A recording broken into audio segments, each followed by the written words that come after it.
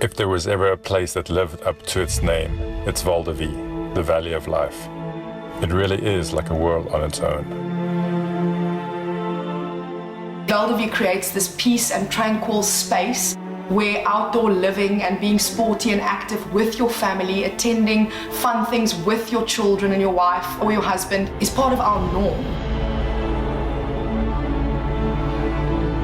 Val de Vie has become kind of integral to the Franschhoek Valley. It's much more than just being an estate. You almost can't imagine the valley without Val de Vie.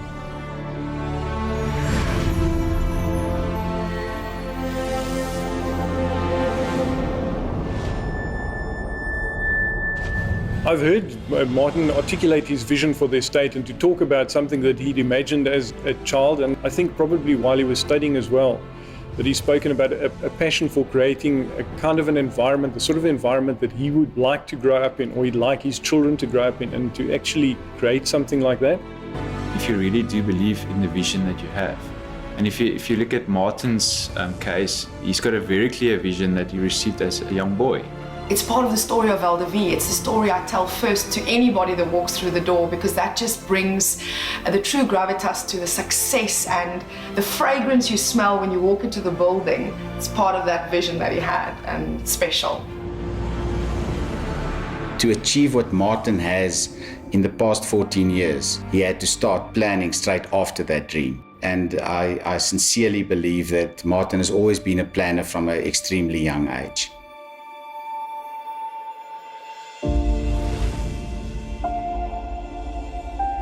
We identified all the key elements of the most successful estate developments worldwide and brought all of them together in one successful concept, namely Val de Vie. He arrived at Cape Anton Polo Club, and I can see him now walking around with this big roll of plans underneath his arm. And we had a good look at this. I looked at him. Young whippersnapper, don't know really what he's doing here. He was dismissed and sent packing with this crazy idea of doing a polo estate in Cape Town. First reaction when I saw that location was like, wow, is everything going to happen here? When I came here, it looked more like a farm than a residential development, to be honest. It was impossible to think that a place like Val de Vie Estate developing there. When I met up with Martin for the first time, I flew down from Johannesburg, met him in Paarl, we drove out to the site, and I was horrified.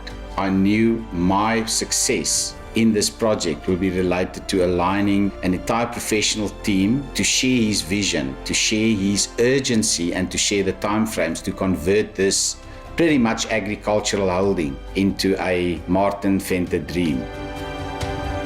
This was part and parcel of a quarry, so there's stones and there's clay. So they literally took a metre of subbase out of here for the main field and had to replace it.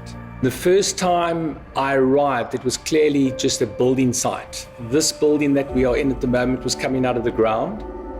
There was a plough, a tractor with a plough, starting to get the field in some sort of shape. And Martin in the middle with the guy with the tractor, standing passionately with his hands all over the place. And he made his way over towards me and said, "Kevin, what grass are we going to put here?" And I sort of was baffled. I don't know what grass. I thought I must show that I know what I'm talking about. And I really didn't know what grass to. Anyway, a lot happened after that. And we believed this guy that had come along that this was going to happen. We met in this old house, the old wine cellar. So I was really excited after the meeting of being involved from such an early stage and to be able to see this place grow into what Martin's vision was from the start. Martin phoned me and asked me to attend a site inspection requested by the financiers. Everywhere was just trenches and huge earth-moving equipment and dust. And the financiers said to Martin, "Martin, how are you ever going to turn this place into an estate?" Martin looked at them and he looked at me and said, "Neville, you give them the answer." So I said, "Gentlemen, we are going to turn this place into a paradise."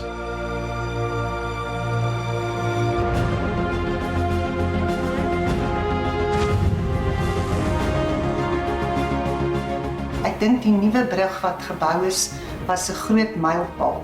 Hy wil bietjie om Val de Vie ook uitbrei. Toe was my eerste vraag, maar hoe gaan ons daar kom? Sê maar, ek gaan 'n brug bou. Met die rivier tussenin het hom nou nie geplan.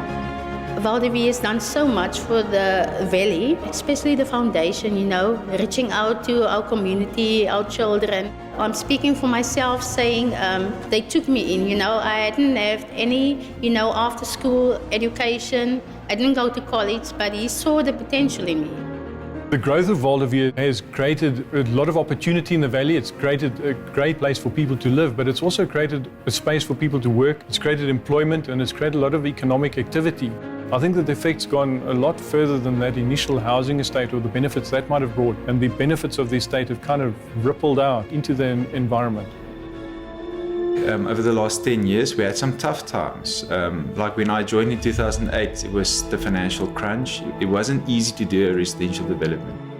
But I think the strong-mindedness of Martin and the rest of the team to really believe in the vision that we all had, and to go and implement it and to go through the tough times made this place work.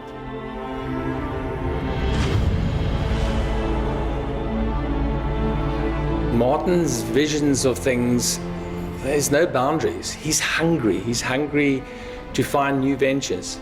I see Val de Vie in 10 years as the biggest estate, not in Africa, but in the world. I think my vision for the next 10 years is to take the existing brand and to take that forward. If it means to go and duplicate it somewhere else, or to expand on the brand maybe overseas, that's definitely something I think that will happen over the next 10 years. I see Val de Vie as a ship with an incredible leader, a visionary captain with many departments and amazing heads of departments, all taking hands. I see the staff on the ship deck in unity, and where there's unity, a blessing is always commanded. I see the ship with great purpose, great calling, tremendous anointing, and appointed to the ocean for a time such as this to change many lives on a global level, not just national. So I'm excited. The destination is unknown, but as long as we're ready, excited and passionate, it can only be a good destination.